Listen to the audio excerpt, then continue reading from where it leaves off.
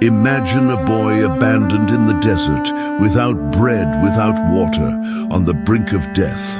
His mother weeps but steps away, unable to watch her son die. He has no future. He has no inheritance. He was rejected by his own family, forgotten by his father, abandoned by the promise. But then the heavens answer. A voice breaks the deadly silence.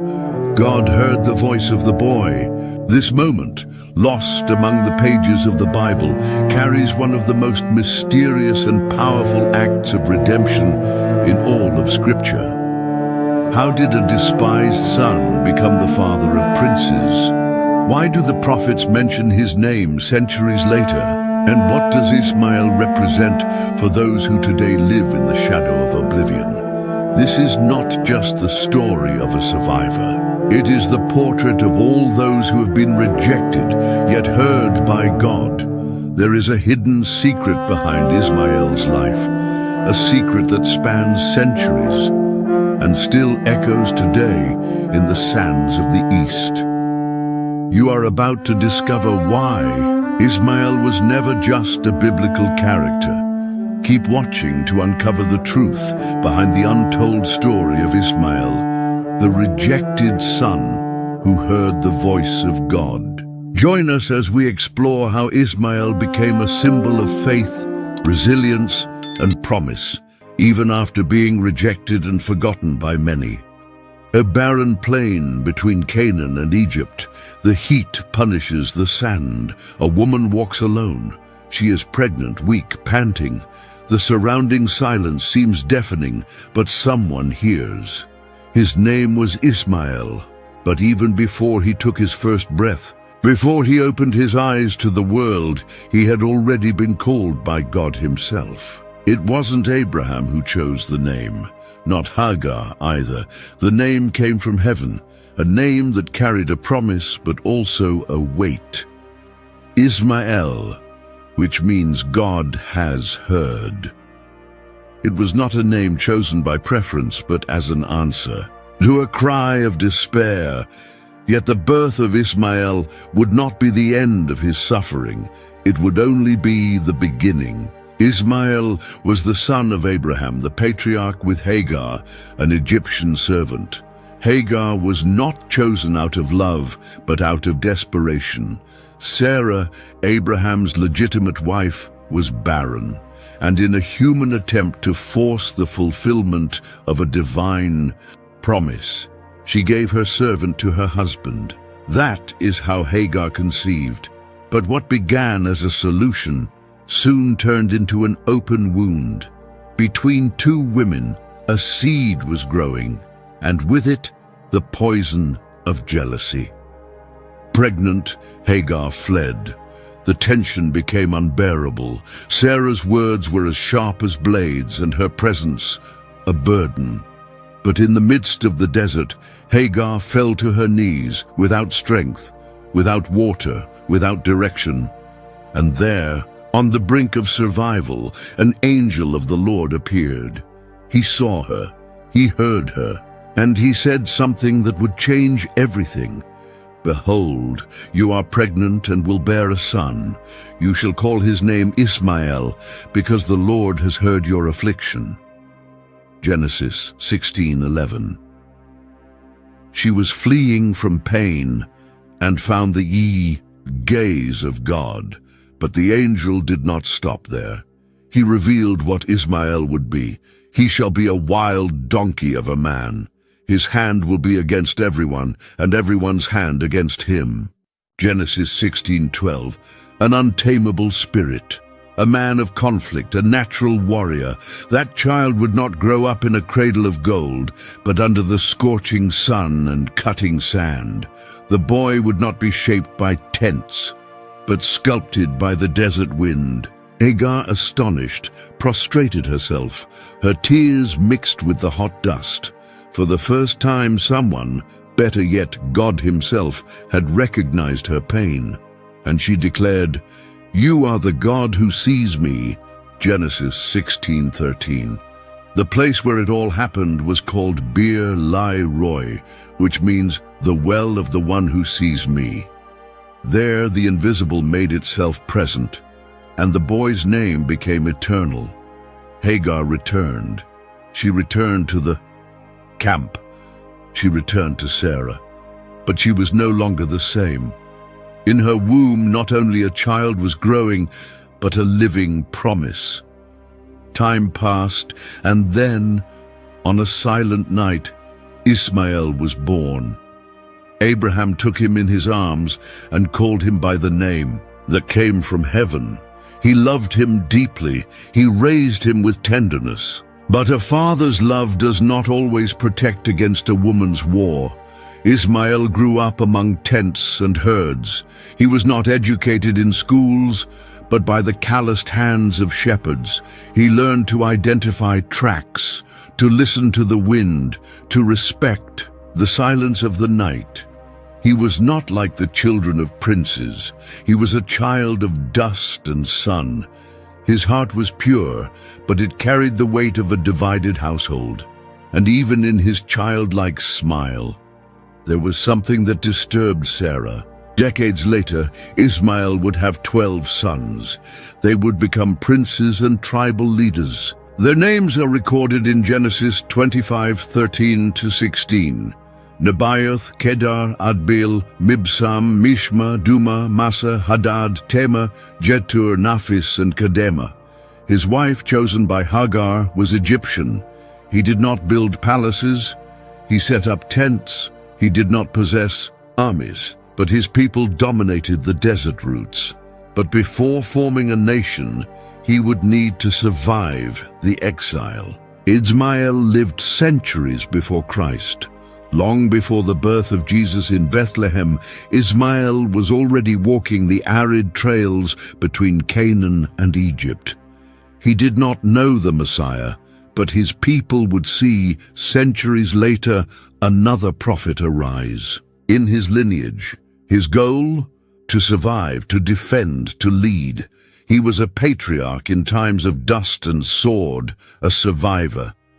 But even those who survive carry wounds that time does not heal. The silence between the tents said more than words. Hagar walked with measured steps. Ishmael ran among the flocks, laughing like any boy, but not everyone smiled with him. Sarah's eyes, the legitimate wife of Abraham, followed the boy's every gesture with a mixture of coldness and unease. He was the servant's son, but he was also her husband's firstborn. Ishmael did not know the weight he carried. He was just a child. He ran free, climbed rocks, touched the sheep, and hid behind the tent curtains as if the world were nothing more than a game. He did not understand why sometimes Sarah's gaze froze the atmosphere, or why the servants averted their faces when they saw him approach. He simply lived. Abraham, already in his advanced age, loved that son deeply. Many times he took him along to visit the wells or to count the stars. And when he looked at Ishmael, he saw the promise he had long awaited becoming real. It was his flesh, his blood, his son. He was the one who first called him father. Yet every time Ishmael sat beside Abraham, something trembled within Sarah. Something she tried to hide with subdued smiles and delicate gestures. But that did not escape Hagar's notice. There were days when she didn't utter a single word. Others when she looked at the boy with teary eyes, unsure if it was anger, guilt, or frustration. One afternoon, when the sun was already hiding, behind the dunes, Ishmael approached Sarah with a bouquet of wildflowers that he had picked himself. It was an innocent gesture. He held out his small hands and smiled. But instead of receiving a hug, he got silence. She looked at the flowers, then at him and simply said, "Go play with your mother." Hagar, who observed everything from afar, felt her heart tighten, not for her sake, but for him, for Ishmael. She knew she had given birth to a son of Abraham, but she would never be recognized as part of that promise made to the patriarch. She knew there was a place for the boy in the father's arms, but not in the heart of the household. And as the days passed, coexistence became more fragile. A plate slammed forcefully on the table, a sidelong glance during a meal, a compliment Sarah paid to the children of the neighboring servants, but one she never directed to ISHMAEL. Small, poisoned needles, invisible to those not paying attention, but that cut deeply into those already wounded. Abraham tried to balance the affections. He loved Sarah, with whom he had dreamed his entire life, but he also loved Ishmael, the one whom God had promised to bless. He saw the growing tension, but his heart fell silent. And in that silence, the boy ran back and forth, innocent, oblivious to the silent war his smile provoked. There were nights when Sarah remained awake, staring at the tent ceiling, listening to Ishmael's footsteps outside, playing with the animals. And she wondered, why did he come first? Why did the servant's womb open and mine not? She tried to find peace, but within her something grew, something that had no name yet, but that would soon turn into action. Ishmael was growing, and with him, the unease within the tent grew as well. Abraham's love, which had once been a consolation for Sarah, was now a constant reminder that the servant's son existed, and he lived, and he grew, and he laughed, and he called his husband Father. Every step Ishmael took was another stone in Sarah's heart. Time passed. The lines on Abraham's face deepened, and Sarah's hair turned silver under the desert sun. Yet the silence in her womb seemed to scream louder and louder. Ishmael was no longer a baby, but a boy, growing strong with firm steps and an alert gaze. He ran among the tents, climbed over rocks, and followed the shepherds at a distance.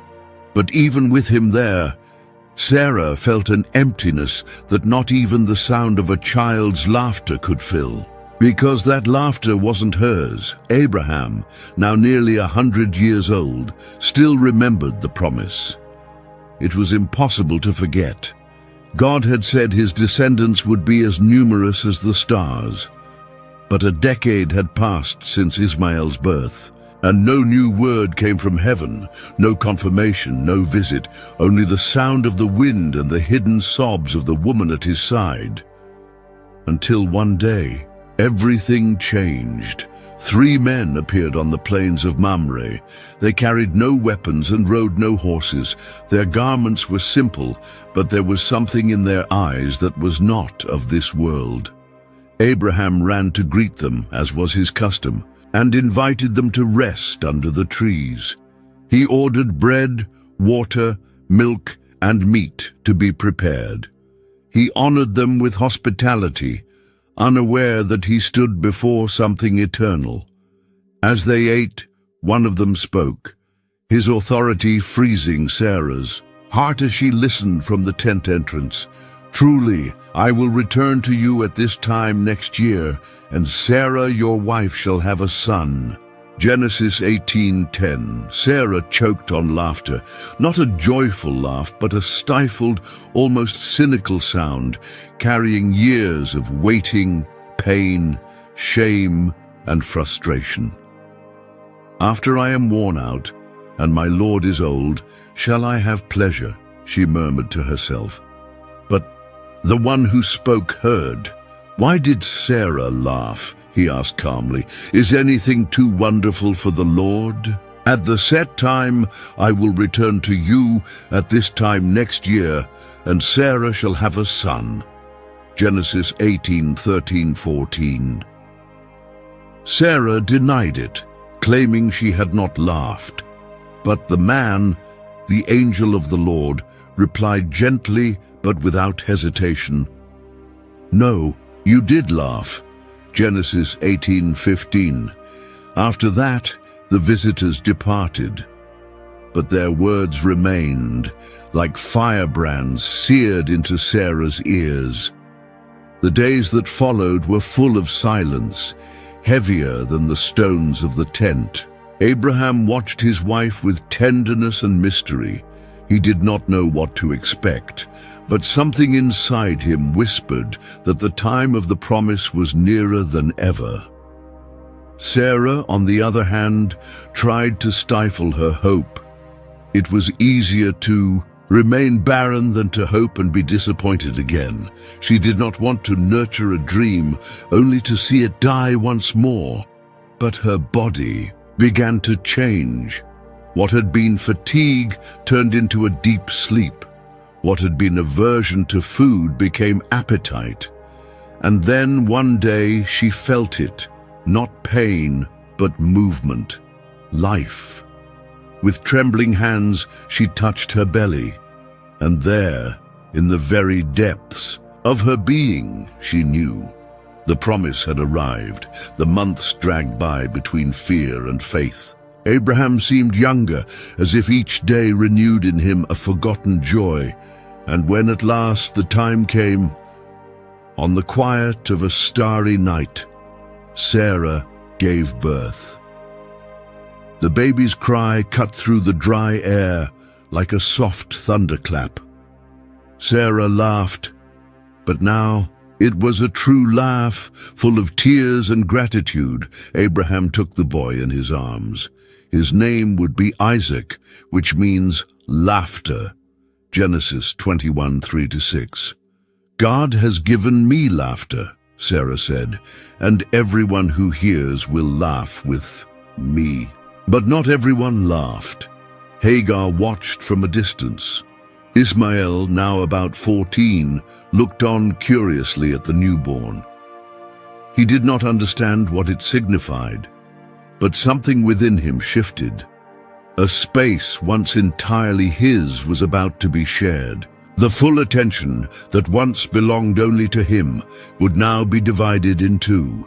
And more than that, the blood of the child crying in that tent was the blood of the rightful wife, the blood of the promise. In the days that followed, joy took over the camp. Feasts were prepared, animals were sacrificed. Isaac grew strong and healthy. All eyes turned to him. And Ishmael? He was still there, but no longer the center, no longer the only one. During the weaning feast, a culturally significant event of the time, Ishmael was seen laughing, a simple laugh, perhaps teasing, or just the spontaneous outburst of a teenager. But Sarah saw it, and that was the final straw. She approached Abraham and said, "Cast out this slave woman with her son, for the son of this slave woman shall not share in the inheritance with my son Isaac." Genesis 21:10. Abraham was deeply dismayed. He loved Ishmael, his firstborn. But that very night God spoke to him. "Do not let it be displeasing in your sight because of the boy or your slave woman. Whatever Sarah says to you, do as she tells you, for through Isaac shall your offspring be named. Yet I will make a nation of the son of the slave woman also, because he is your offspring." Genesis 21:12-13. And so with a heavy heart, Abraham prepared a skin of water and some bread, and sent away Hagar and Ishmael. What had been silence now turned to weeping and division. Before we continue, we ask for your support. Subscribe to the channel and leave a like on the video to help us keep spreading these powerful Bible stories. Now let's follow the exciting journey of Ishmael. The sun beat down mercilessly that day.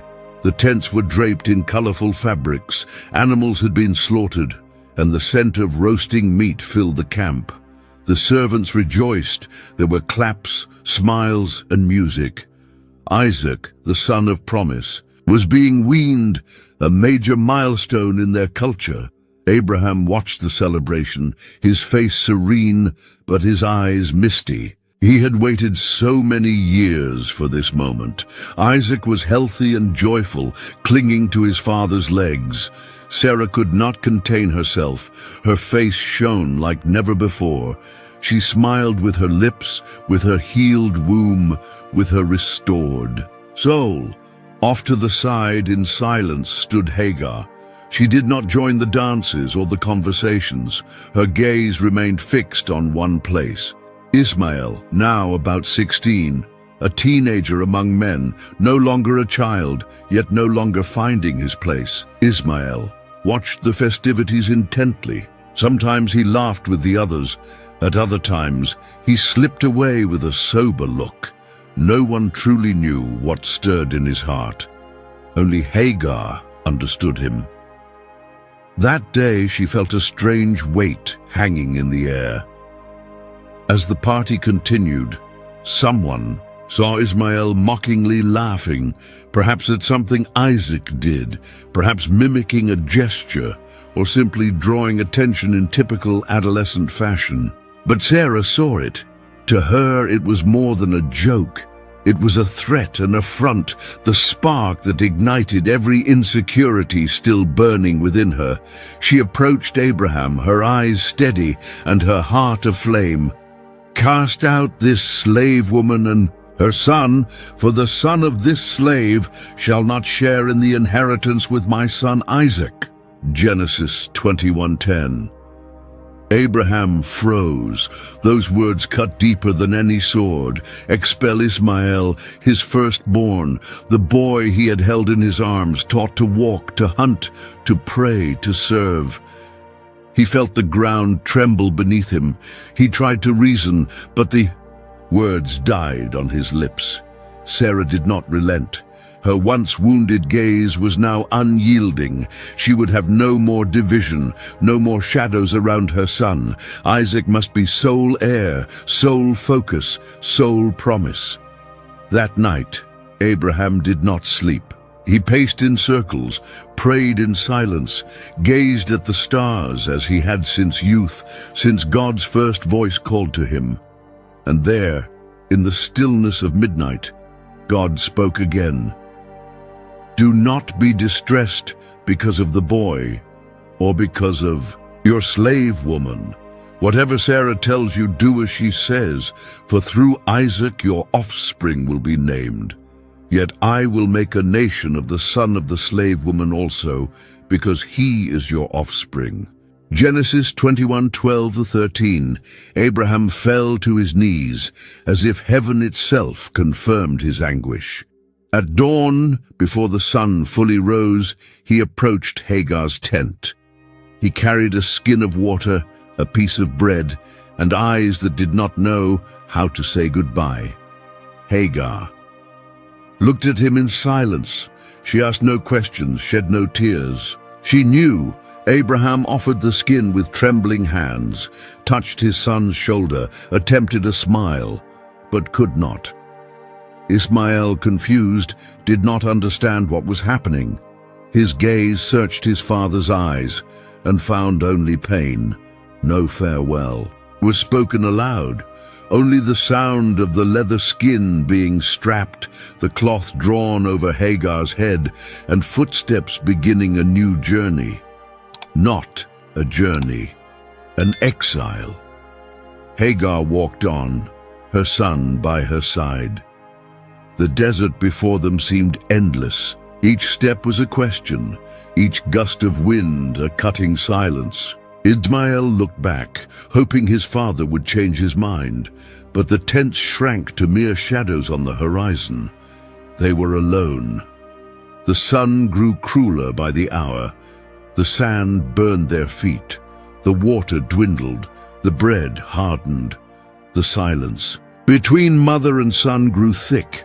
Neither dared speak the truth they both knew. They had been left to die. But something inside Ishmael resisted, something he did not yet fully understand.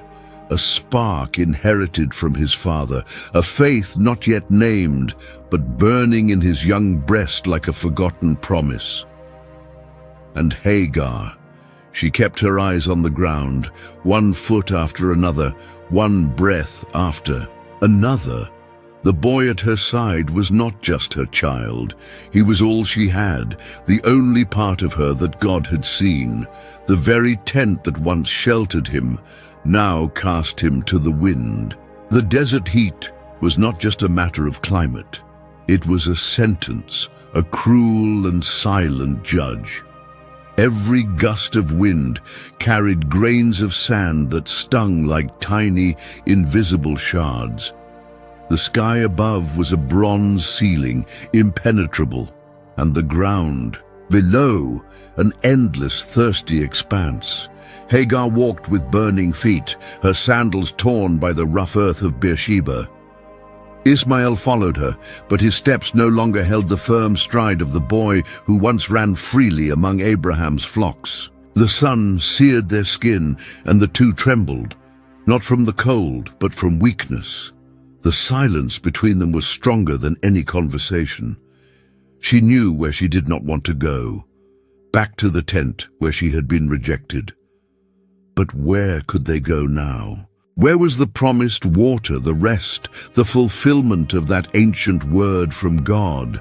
The same desert that years ago had been the stage for her salvation now seemed to whisper death.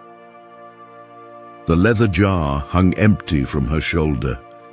She had already pounded it, trying to hear a sound.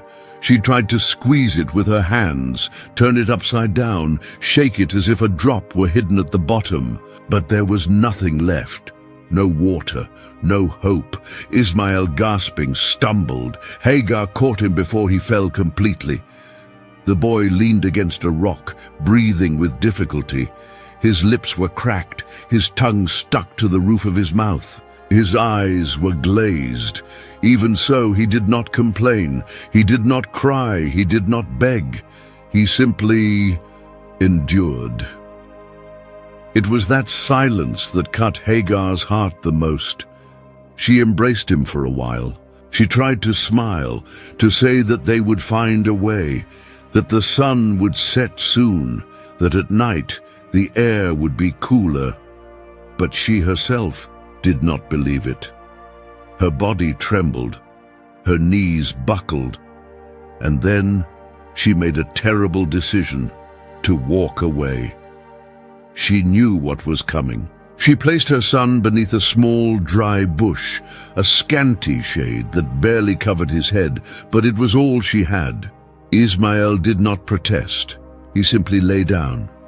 He closed his eyes, his body sweating, his hands open by his side, and his chest rising and falling slowly, more and more slowly. Hagar walked. Only a few steps, not many, but enough so that he was out of her sight, enough so that he would not see death. She sat on the ground apart, hiding her face in her arms, and she wept. She wept with her soul, with her very being, with everything inside her.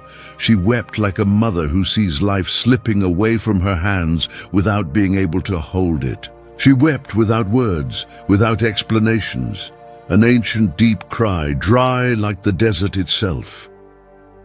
Let me not see the boy die. Genesis 21:16. It was all she managed to say. Ishmael remained lying there.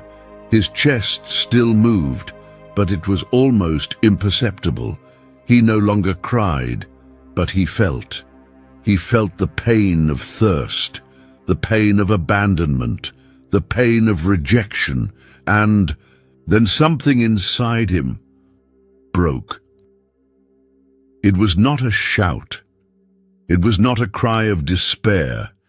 It was a muffled weeping, a faint sound, almost imperceptible. But it rose, not to his mother's ears, not to the ears of the men, but to the heavens. It was the voice of a rejected boy that God heard. There in the silence of the desert, where there was no more bread, no water, no visible promises, God heard Ishmael's cry, and it was not the first time. The same God who had spoken to Hagar years before, the same God who had told her that that boy would become a great nation, the same God who saw her when everyone else ignored her, saw again, and he heard. Because God does not ignore the forgotten. God does not silence in the face of the silence of the small. He does not turn his face from those whom the world rejects. At that moment, between Hagar's sobs and Ishmael's weakened body, the sky opened quietly, not with thunder, nor with brilliant lights, but with presence, an invisible presence, yet as real as the heat that burned the sand. Hagar, still hiding. Her face did not immediately realize it, but something had changed. God was there.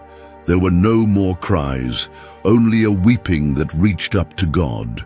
The desert fell silent, a dense, cutting silence. Not even birds flew, not even insects whispered. There was only the sound of the wind and the low, labored breathing of pain. Hagar was seated, distant, her face buried in her hands, her body bowed, her heart shattered. Her soul no longer screamed.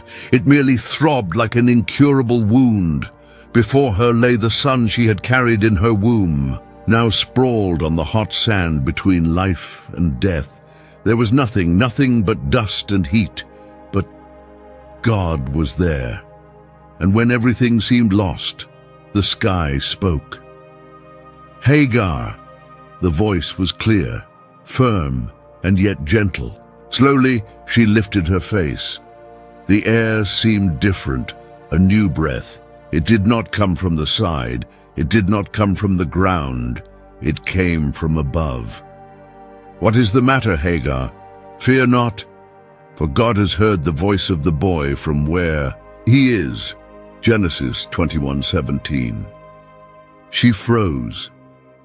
That voice, she knew it. It was the same one she had heard years ago when she fled pregnant through the desert. The same voice that had told her Ishmael would live, that he would grow, that he would become a great nation. The same voice that saw her when no one else did. Now she heard it again. But this time, it was not for her. It was for him, for Ishmael. "Rise, take the boy by the hand, for I will make him a great nation." Genesis 21:18. Hagar rose with difficulty. Her legs still trembled. Her eyes remained moist, but something had changed. Those words carried weight, weight of a promise, weight of truth, weight of eternity. She looked at the boy. Ishmael still breathed. His chest moved slowly, his face dirty, his mouth dry. But he was alive. And then Hagar's eyes of a mother, of a servant, of a weary woman, were opened. And God opened her eyes, and she saw a well of water. Genesis 21:19.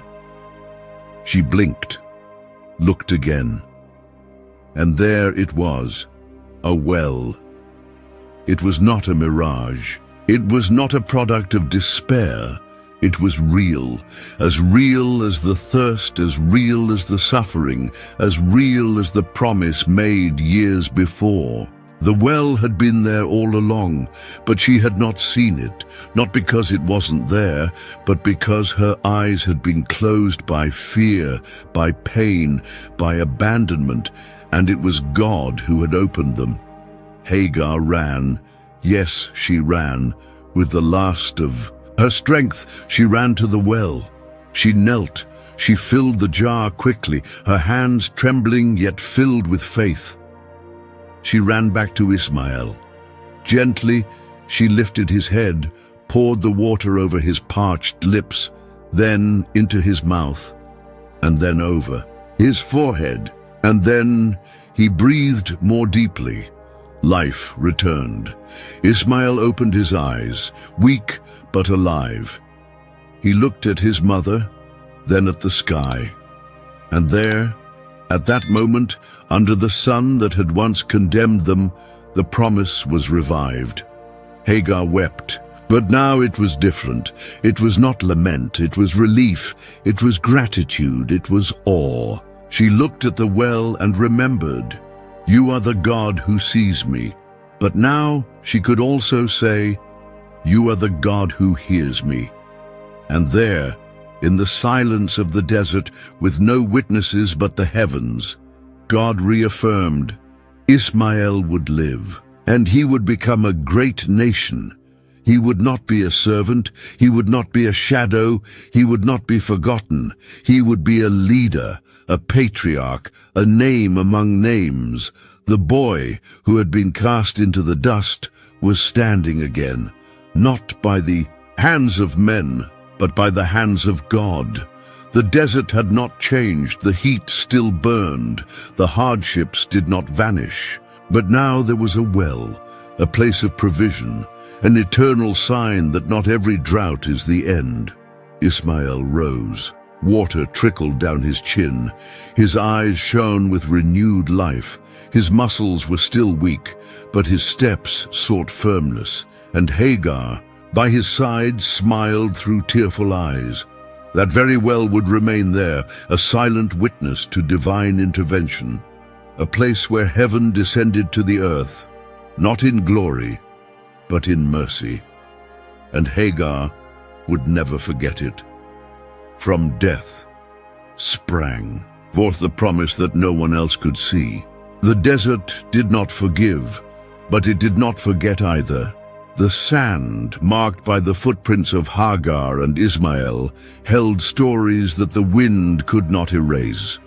After her eyes were opened to the well of survival, Hagar decided to no longer live by what others left behind. She raised a new tent in a remote place, a place where no one would dictate where she should tread or whom she should call mistress. And there, among stones and heat, Ishmael grew. He grew up without the protection of Abraham's tents. He grew up without the privilege of an inheritance.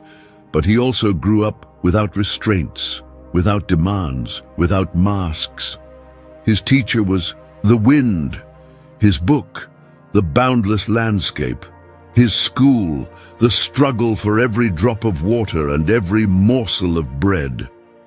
From an early age, his body adapted. His muscles developed, his feet hardened, his eyes became as alert as those of predators. He learned to walk silently, to follow tracks in the sand, to distinguish fresh footprints from old ones. He learned to listen to the breathing of a gazelle 100 meters away. The first time he wielded a bow was with crooked wood and a rope braided from fibers. His fingers bled, but he did not give up. Day after day, he returned to the same place. And when at last his arrow flew straight and true, striking a stone with force, he smiled, and the desert seemed to smile with him. Ishmael became an archer, not for sport, but for survival.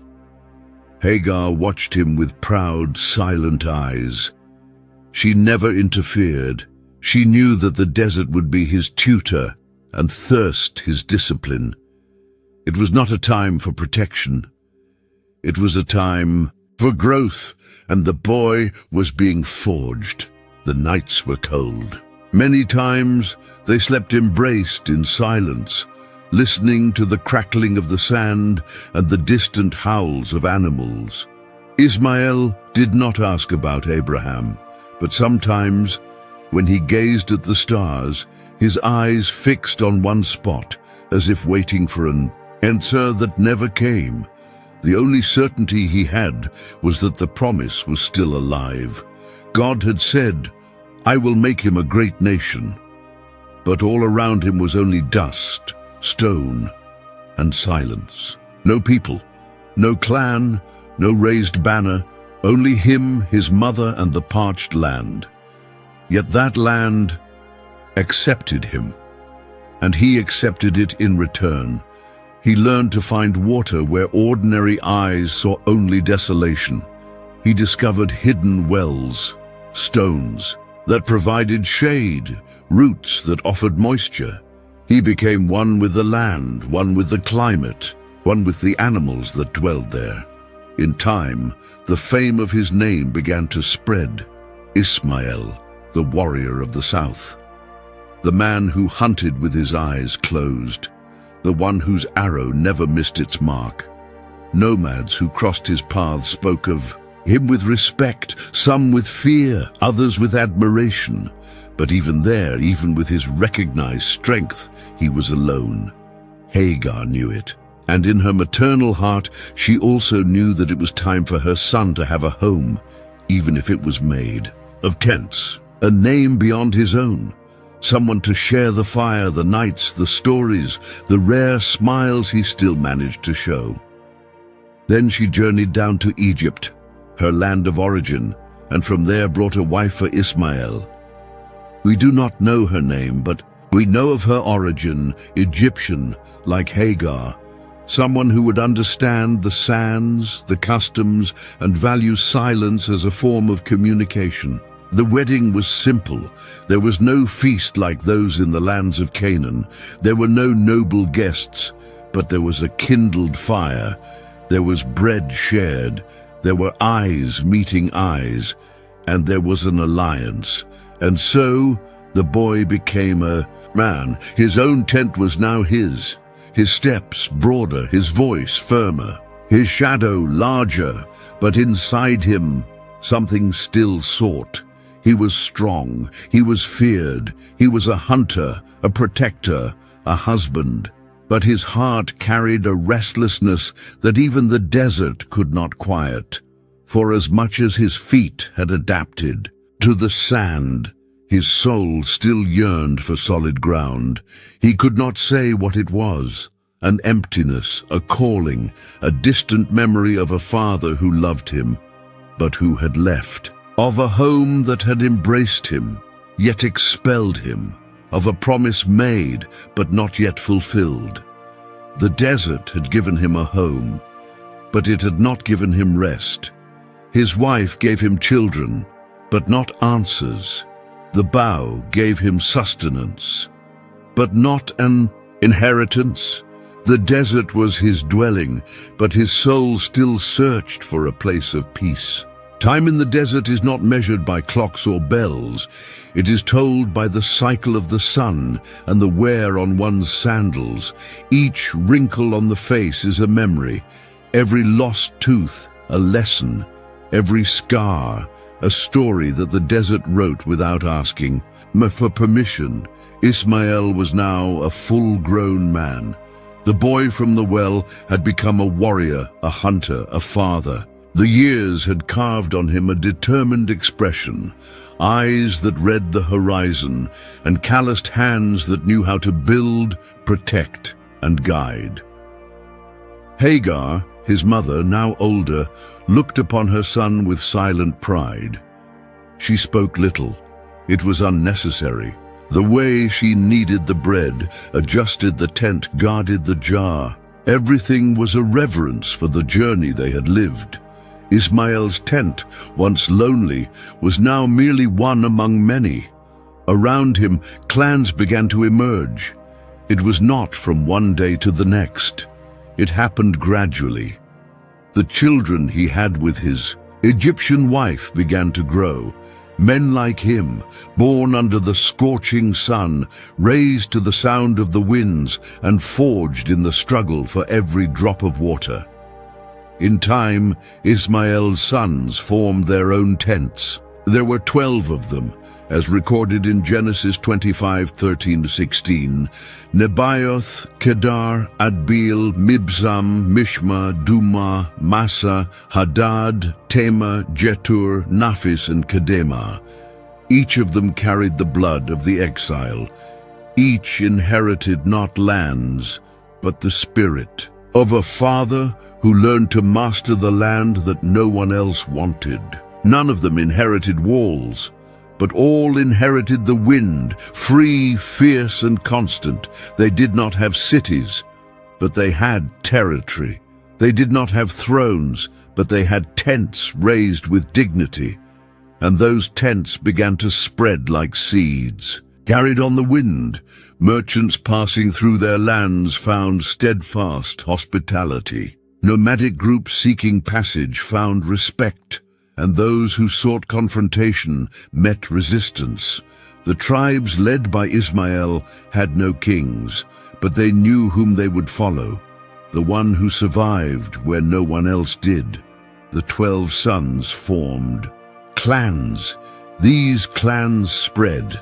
At first, it was merely a family group, but soon they came to be recognized by other peoples as a nation of the desert, a people who did not bend, a people who knew the silence of the night and the weight of the sand, a people without walls, but with identity. ISHMAEL did not wear crowns, but he was heard. He did not bear scepters, but his word was law among his own. He was called a patriarch, and even those who once mocked his origins now bowed their heads in his presence, for they knew he was different. He was not molded by luxury, but by loss, not strengthened by grandeur, but by abandonment. He did not know what it was to be protected, only how to protect. He was a leader, but he was also a living memory, a reminder that God hears, a reminder that the rejected are not forgotten, a reminder that a nation can be born from a cry in the desert. And even though he was respected, even though he had children, even though he saw his tents multiply across the dry plains, ISHMAEL still carried something within him, a silence that age could not heal, an absence that even time could not erase. He still remembered his father's face, Abraham, the hand that held him, the look that could not say goodbye, the moment when his tent was left behind, and the day he was sent away into nothingness. With a jar of water and a piece of bread, ISHMAEL knew that he was not chosen to inherit the fields of Canaan, but he also knew, now more than ever, that God had chosen him for much more. While others sought an inheritance, he was laying roots in the dust. While others fought for territory, he was spreading tents wherever the wind blew. While kings died and their kingdoms were taken, ISHMAEL watched his sons grow, his clans flourish, his stories multiply across the desert routes. He taught his children how to find hidden wells, how to hunt in silence, how to defend without striking. First, but above all, he taught them to endure, for that was his hallmark, resilience. There were no stone altars nor sacred books recorded in his name, but there was a legacy, an echo, a presence, a living memory in every grain of sand. Those who slept beneath his tents knew this. That man was not ordinary. He was not merely a family leader. He was a patriarch of a promise that had not yet been fully revealed. And every time the wind blew across the camps of his sons, it was as if the heavens whispered to him, "I am still here." He had no inheritance, but he was creating a nation. The desert sands have a memory. They cover ancient footprints, yet they do not forget. They hide bones, yet they preserve stories. And among these sands, where the sky meets the earth in an endless line, ISHMAEL and his sons learned that living in freedom comes at a price. In the beginning there was only space to spread out tents, to raise flocks, to seek water where there was none. But space in the desert is more precious than gold. And soon other eyes coveted what ISHMAEL had attained. The conflicts did not begin with shouts. They came stealthily, a well claimed, a flock attacked under cover of night, a messenger who never returned, a rumor among clans about disputed lands. Thus began the silent wars. ISHMAEL knew he had no walls. His sons did not have armies of trained soldiers or finely wrought bronze weapons. But they possessed something no king could measure, the ability to endure. His men knew the terrain better than the invaders did. They knew how to move among the rocks, hide among the dunes, discern when the winds shifted and when the sand betrayed. The enemy, the tribes of Kedar, Nebaioth, and Jetur, sons and grandsons of Ishmael, began to organize not merely as families, but as defenders of their identity. They did not aspire to conquer cities, they simply wanted to live in peace in the land the heavens had granted them, but peace cannot be purchased. Soon, the neighboring kingdoms realized that this nomadic, wandering people was far harder to subdue than they had imagined. The Babylonians came. The Assyrians came. Caravan guards, armed and intent on controlling the desert's trade routes, arrived with their maps, soldiers, and plans of domination. Yet whenever they drew too near, they vanished. Not because Ishmael was cruel, but because no one could wrest from the sand what it had embraced as its own. The first battles were swift, precise. Ambushes, arrows launched with pinpoint accuracy, fires kindled at strategic points in the night. When the enemies arrived, the tents had already been moved, all traces erased, and silence restored. And yet, there were marks. Ishmael's sons learned early that freedom demands vigilance, that to keep what is theirs, one must understand its value. The desert can be a refuge, but it can also be a battleground. One night, a rival tribe attempted to invade the wells of Massa. They came armed with iron swords and gilded shields. But they did not find undefended camps. They encountered hidden archers, loose stones from high hills, and darts hurled by steady hands. By sunrise, the invaders' bodies lay scattered around the water sources. An aging yet still strong Ishmael walked silently among the fallen. His gaze was hard. There was no glory in that, only necessity. He knelt beside the well, touched the water, looked at his sons gathered around him and said, "Never let them take what God has given us." His sons nodded with their eyes, and they understood. The desert was theirs, not by conquest but by survival. They were not made to rule kingdoms, nor were they created to be ruled. Their bodies were resilient, their hands calloused, their families united by blood and by history.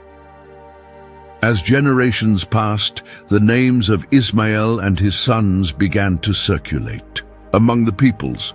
Some called them barbarians, others savages, yet all without exception held them in respect. For they knew that behind each tribe was a legacy, a name, a pain transformed into strength, an exile turned into territory, a boy who once wept beneath a bush and now saw his descendants protect what God had promised with sweat, dust, and courage. Ishmael did not write laws, but he lived by a code. Never forget where you come from. He did not walk amid crowds, yet every step he took was followed by entire clans. He did not bear crowns, yet every man who encountered him bowed his head, for they knew that man had been cast out from the promise, but never forgotten by God. And the blood that coursed through him was the same that would sustain his descendants. The desert wind carried more than just dust. It carried promises. Among the dunes and the silence, in the barren heart of a land where nothing blossomed except perseverance, an ancient sacred word began to fulfill itself before the eyes of the world. What had once been merely an angel's whisper at the edge of a well now took on form, name, and blood. Ishmael had become a father, not of one nor of two, but of 12 sons. 12 sons who would not only continue his lineage, but would form the foundations of entire tribes. Tribes that grew, spread, and established themselves in the desert regions between Egypt and Assyria. They were no ordinary children. They were princes, as it is written. Genesis 25:16. Each name carried a destiny, each name a banner, each name an inheritance from the man who once wept among thorns, with death lurking at his steps. Now his sons walked as lords of the desert. The first, Nebaioth, steadfast and honorable, led with justice and wisdom. His people were known for their trustworthy word and abundant flocks. Next came Kedar, a warrior by nature, an archer like his father, leader of a tribe respected even by their foes. Adbeel the third was a man of prayer and silence, chosen to keep their history alive. Mibsam and Mishma, inseparable brothers, were known for their trade routes and their mastery over paths that others feared to tread. Duma and Massa forged alliances with neighboring tribes and spread tents where there had once been nothing but barren land. Their names echoed among caravan traders and nomads as symbols of strength and stability. Hadad, the eighth, was impetuous yet loyal. His decisions swift, and his tribe prospered through boldness. Tamar, though younger, was wise and established councils among his tents to guide older men. Then there were Jetur, Naphis, and Kedemah, three brothers who spread out to the farthest borders, setting the limits of what would come to be known as the territory of the Ishmaelites. In every extremity of the desert there was a descendant of Ishmael. In every valley a campfire kindled by one of his sons. In every story told on cold nights, his name was remembered. It was the fulfillment of a promise, visible, inevitable, and eternal. Hagar, now old, watched from a distance with tear-filled eyes. She had seen the boy expelled, the water run dry, hope die, and then be resurrected. Now she saw grandchildren, running among the tents, her sons' names honored, and the seed of a nation nurtured with sweat, faith, and perseverance. For his part, Ishmael remained steadfast. The same man who had learned to survive alone now taught others how to live in unity. Sitting at the entrance of his tent, he watched his sons return from their journeys with tales of victory, commerce, and alliances. There were no palaces, but there was peace. There were no crowns, but there was honor. He never forgot his origins. He still recalled the hand of Abraham handing him the jar, and sometimes he dreamed of Sarah's eyes, so hard and cold. Yet the past had not poisoned him. It had only shaped him. Now he understood. The promise had not been revoked, only redirected. It was not Isaac versus Ishmael. They were different stories, distinct paths, both sealed by God's hand. While one generated kings and priests, the other produced desert princes, free men who learned to make every journey an act of resistance and every son a living prophecy. The 12 tribes of Ishmael did not live within walls, yet they knew the limits of respect. Their names carried through generations. Centuries later, kings would speak of Kedar, prophets would write of him, ancient records would mention their caravans. The Ishmaelites would live on in records, in stories, in memories, and it all began with a boy on the brink of death and a mother who could not bear to look at him close. Now, around the well that had saved them, tents rose like witnesses. Sons sat at tables, grandchildren ran, women cooked, and elders told stories. It was a nation, a true nation, without kings, without castles, but full of identity, life, and purpose. Ishmael walked among the tents as one strolling through a land he had not inherited, but had conquered with faith and endurance. His hands bore the marks of time, his eyes greater depth, and his voice still rang strong. And when he spoke, his sons listened. He gathered the 12, as he always did each season, speaking of the Past the day God heard his cry, the moment when her eyes were opened to the well, the promise that seemed forgotten, and now walked by his side. 12 sons, 12 leaders, and a legacy that would echo through the sands of time. The desert does not know clocks. Measuring time, there is an exercise in patience and memory. Age is revealed in the eyes, fatigue in the shoulders, and wisdom in the long silences between words. ISHMAEL was now a patriarch in his full stature. His hair, once as dark as the shadow of the rocks, now bore strands of silver highlighted by the sun. His weathered skin showed the marks of time, yet his body remained firm. His hands still gripped his bow with precision, and his name echoed among the tribes as a symbol of strength. No one dared disdain him. Even those who feared him held him in respect. He was more than a hunter, more than a leader. He was a survivor who had become legend. A man born outside the promise, who transformed rejection into his own territory. ISHMAEL's fame traversed dunes and valleys. He was known among caravans, respected by merchants, and cited by tribal leaders. When his name was mentioned, the tone of conversations would change.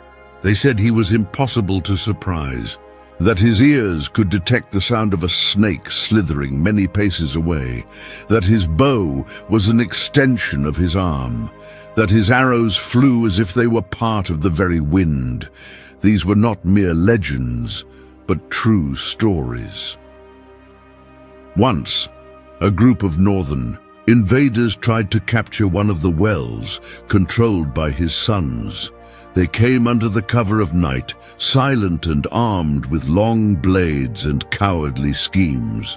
But they did not count on ISHMAEL himself, standing guard. With his bow slung over his back, his eyes alert, and his feet firmly planted in the sand, he positioned himself between the well and the attackers. No words were needed. The sound of the first arrow slicing through the air was enough. It struck, just inches from the enemy leader's feet, an unmistakable warning, a reminder.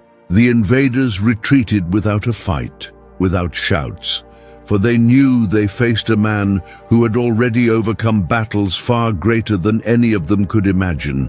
And it was not only the enemies who recognized his strength. His sons listened to him with reverence, gathering around his fire to hear his youthful stories as if from a prophet. Yet ISHMAEL never spoke of himself as a hero. He spoke with humility, recalling not only his victories, but also his mother's tears, the unseen well, the silence between him and his father. He said it was that silence that taught him to listen to the desert. For the desert does not speak in words. It speaks in signs through wind, heat, and emptiness. In that silence, he learned to move without making a sound, to hunt without killing for vanity, to protect without showing his fangs, and to conquer without the need to seize. Above all, he learned to live without depending on what had been denied to him. There had never been a king over the tribes of ISHMAEL, and there was no need for one. Authority was born from example, from the memory that his people had begun with nothing, and now had everything they needed: freedom, identity, and a name no longer associated with pain, but with honor. At tribal ceremonies, when leaders gathered to decide on routes, resources, and alliances, ISHMAEL was always the last to speak, not out of insignificance, but because his word was the final seal. He did not raise his voice among others, yet when his voice resounded, the desert fell silent. His counsel was brief, yet each phrase carried the weight of entire generations of wisdom. as if the very earth itself were listening. And in his hands, the bow was never far away. He kept it clean and well-tuned, its strings taut. It was more than just a weapon.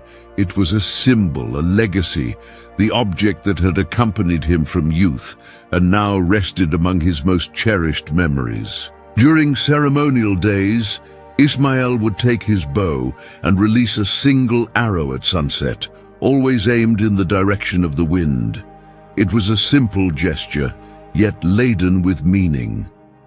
The sons watched in silence, the grandsons with wide eyes, and men from other tribes with respect. For that arrow was not merely a piece of wood in flight, it was a reminder, a memory of the time he was cast into the desert with nothing, of how his mother believed he would be lost, of how the world considered him forgotten, and that in that very moment God had heard his voice.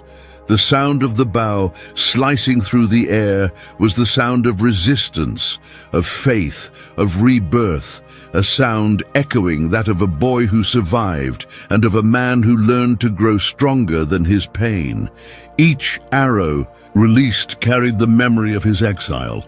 The sky was gray that day, not because of clouds, the desert rarely sees rain, but because of the grief that hung over the men. There was something different in the wind, slower, heavier, as if even it knew a great man had departed. Abraham, the friend of God, the man of the promise, the pilgrim of faith, had died.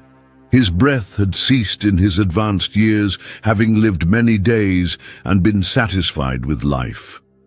Genesis 25:8.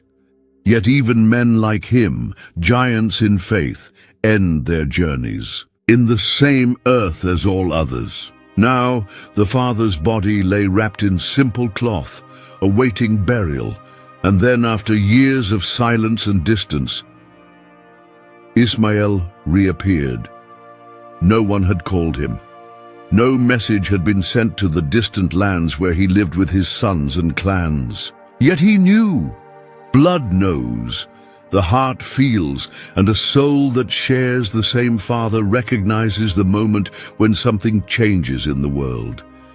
He arrived even before Isaac had time to wonder how to receive him. He dismounted with firm steps, his bow on his back, his gaze mature, his face hardened by life, yet bearing an old shadow of the boy who still lived within. Isaac, the son of the promise, was there, quietly watching. For a moment the two brothers looked at each other.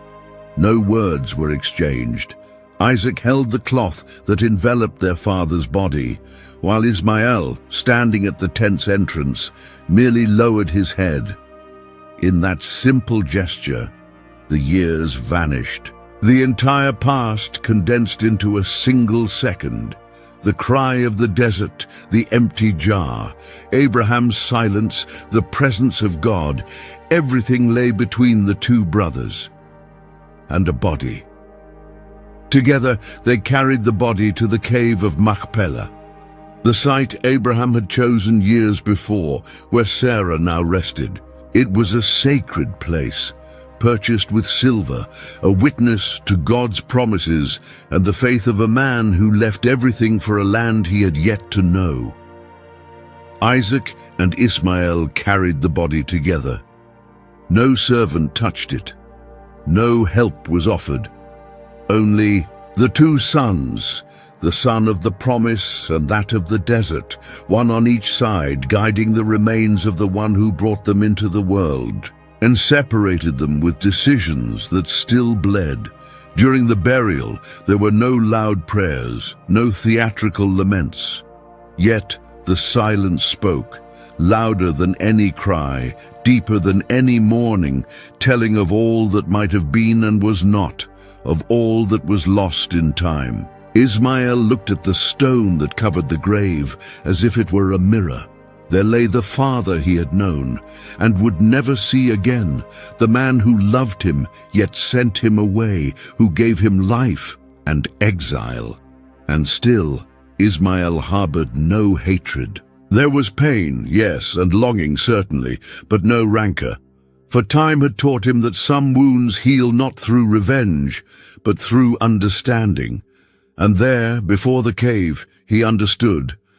Abraham had done what he believed to be God's will, and he, Ishmael, had survived, prospered, and founded a nation. And now he was burying his father. Isaac, on the other side, felt the same confusion. The brother before him was a stranger, and yet of his own flesh and blood. The boy he once saw, being cast away, was now a grown man, a patriarch, a father of princes. For a brief moment, the two were together, not as rivals, not as promise versus rejection, but simply as sons laying their father to rest. The silence continued. There was neither an embrace of reconciliation nor a gesture of repulsion. There was respect, recognition, a gap between them, not of hatred, but of a history left unshared. When the earth was cast upon the body, Ishmael was the first to walk away. He mounted his steed, took one last look at the cave's entrance, and departed. He did not bid farewell, yet he was not fleeing. Isaac remained. He would continue tending to the lineage of the promise, living among flocks, altars, and the heritage of faith. But he would never see Ishmael again. And Ishmael too would not return, for the desert was his calling, freedom, his destiny, solitude, his sacred path. And even with their steps diverging, their stories would never be completely separate. For what truly unites brothers, the passage of time cannot erase, death cannot bury, and God never ignores.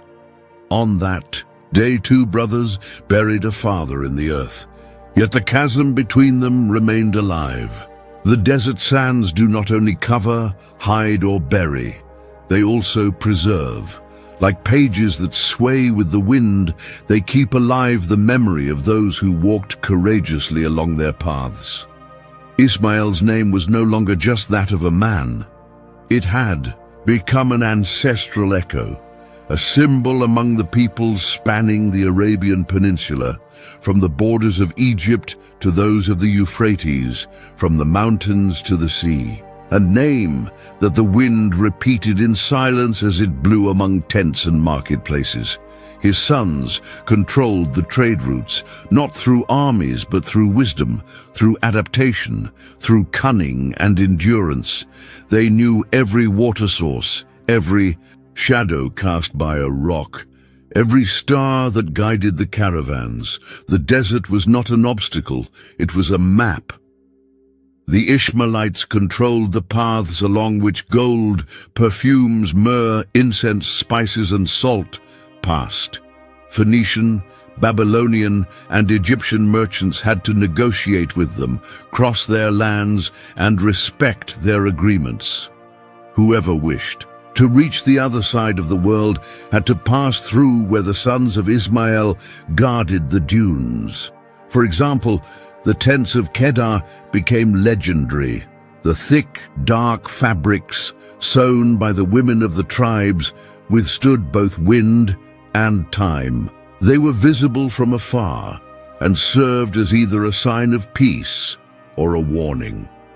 Centuries later, Hebrew prophets would speak of them. Isaiah, Jeremiah, Ezekiel, each would mention the tribes of Ishmael as an inescapable reality in the geopolitics of the desert. It was not empire, it was influence. It was not dominion by the sword, it was sovereignty through presence. The sons of Ishmael formed organized clans, each with its own rules, elders, and pacts. Yet all shared something in common, a name that united them. The name of a man not chosen by kings, but called by God. Among them, the word freedom was more valuable than any metal. No throne seduced them, no capital attracted them. The dunes were their walls, the starry sky their ceiling. The blazing campfire at dusk was more sacred than any palace. Even the great civilizations recognized them as a distinct people. While the descendants of Isaac organized into tribes along Canaan and built altars, the sons of Ishmael expanded in circles like the wind that blows in every direction. Their tribes were mobile, their possessions light, their eyes deep. They kept the oral tradition alive. Stories about their father were told under the stars, about the angel who spoke in the desert, about the well that appeared when everything seemed lost, about the bow that never missed, about the weeping of a boy whom God heard.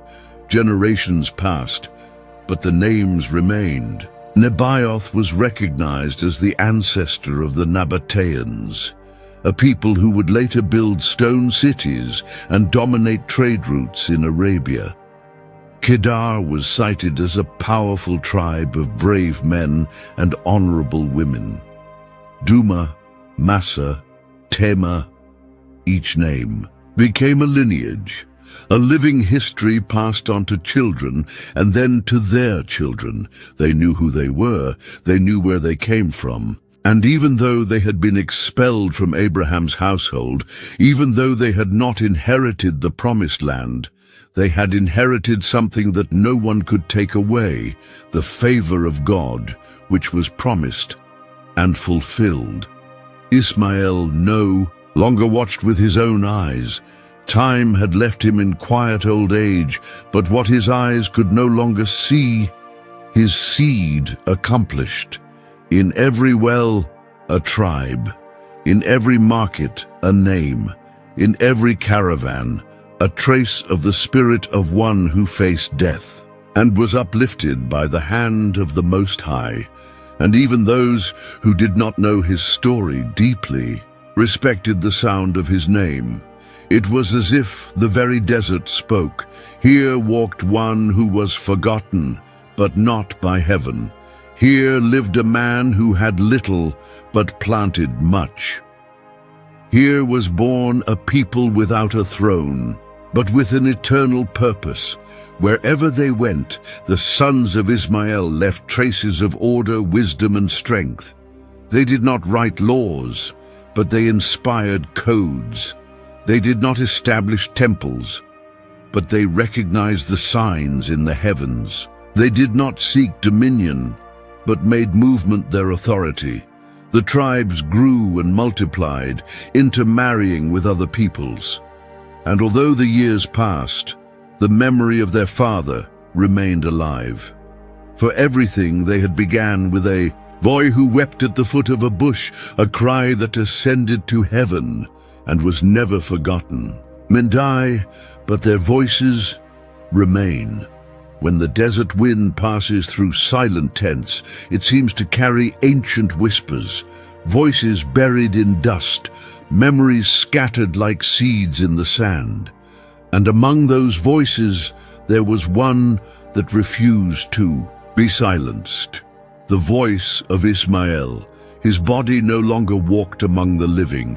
His hands no longer wielded the bow. His eyes no longer scanned the horizons.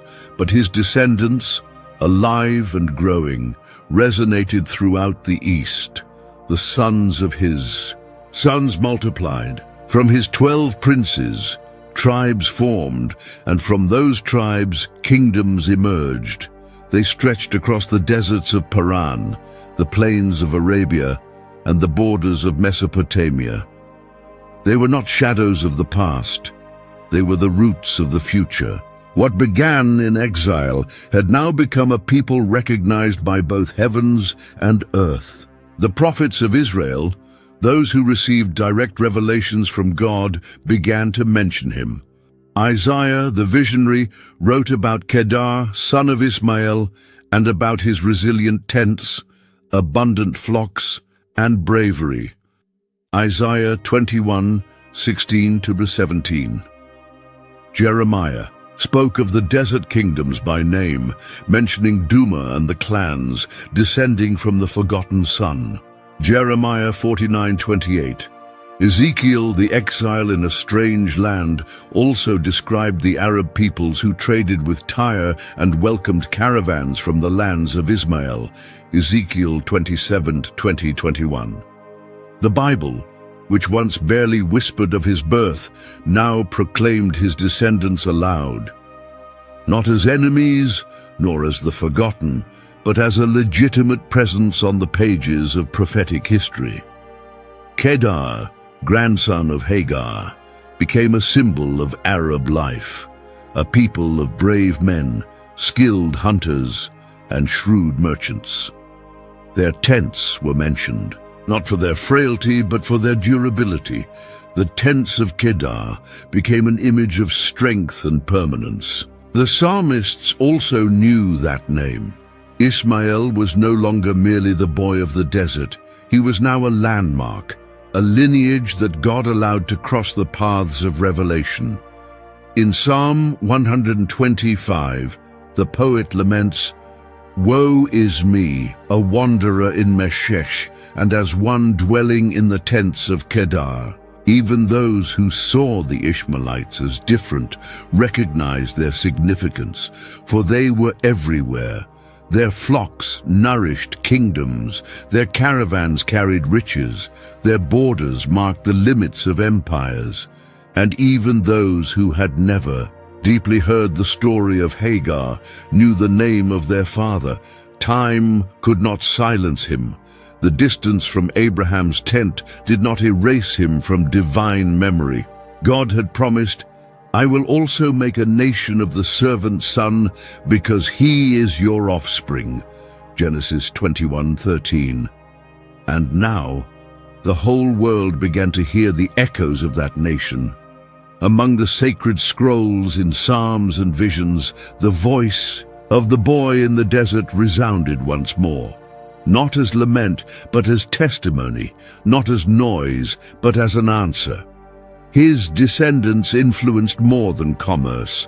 They shaped culture, created codes, traditions, and social structures. And even without thrones, the influence of his sons reached palaces. It was impossible to trace any ancient map without crossing their roots. The prophecy was being fulfilled.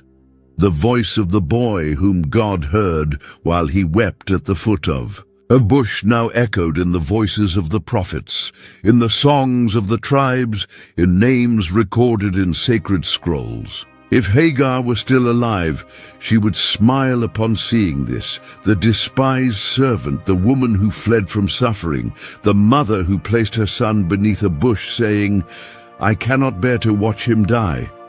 But he did not die. He lived. He grew. He led. He fathered princes. And now his echo resounded. The scriptures did not forget him. The people did not forget him. And God never forgot. The desert was quiet. There was no dust in the air, no war cries, no noise of caravans. Only the slow sound of the wind, blowing like a sacred whisper among the stones. It was the end of a cycle, but not the end of a story. Ishmael walked alone that morning. He no longer had the same firmness in his steps, nor the same strength in his arms, but his eyes carried it all. Memory, faith, pain, fulfillment. Every step was a remembrance. The moment he was cast into the desert, his mother's tears, his father's silence, the moment he thought he would die. And then the voice of God pierced through the dry sky. God has heard the voice of the youth. Genesis 21:17. He never forgot that phrase. It was not merely a verse. It was his life encapsulated in one sentence. Now, at the end of his journey, he looked back, not with bitterness, but with understanding. He was rejected by men, but honored by God. He was expelled from the tents, yet received territory from heaven. He was separated from the promise, but became the promise for multitudes. Ishmael finally understood the mystery that had surrounded him since the womb. It was no coincidence that his name meant God hears, for he was the living embodiment that God listens to, even the forgotten. 1 Samuel 2:30 says, "Those who honor me I will honor, but those who despise me will be disdained." Ishmael did not have an inheritance, but he had faith. He did not have an altar, but he had obedience. He did not have blessings proclaimed aloud, but he received silent responses that changed destinies. While many sought the limelight of history, he walked along the margins, and it was on those margins that God nurtured new beginnings. God did not abandon him, never, even when Abraham fell silent. God spoke, even when Sarah expelled him. God opened a well, even when there was no water, shelter, or shade. There was God's gaze. His bow no longer cut the heavens. His arrows were now stored away. His feet sought one final resting place. Yet his soul burned with the certainty that he had lived precisely as was foretold. I will make him into a great nation, Genesis 21:18. And this was not merely a genetic promise. Ishmael became the symbol of redemption for the forgotten, the proof that God does not measure men by human acceptance, but by what he sees in their hearts. He knew he was not just a passing character. He was a testimony. His name would be remembered through the generations. His people would leave marks. His sons would be counted. His tribes respected, and his name would echo to the very last grain of sand. Seated at the entrance of his tent on the plain of Havilah, Ishmael lifted his eyes one final time. The sun was setting, yet within him something was being born. Eternity, not made of stones or kings, but of a memory sealed by God. His sons gathered, his wives, grandchildren, and servants assembled, and before all, he did not deliver a long speech. He only said, "I am the one whom God has heard." They understood, for his story was written on the face of every descendant, in calloused hands, worn sandals, and in the valor of the tribes. God heard him. God saw him. God sustained him. Ishmael lay down with his own. He was united with his people. And in the silence of the desert which now received him for the last time, there was no lament, only honor. The voice of the boy who was once forgotten by all, now echoed in the ears of heaven. God heard, God saw, God fulfilled, and he who was rejected became eternal. Time passes, but God's promises remain.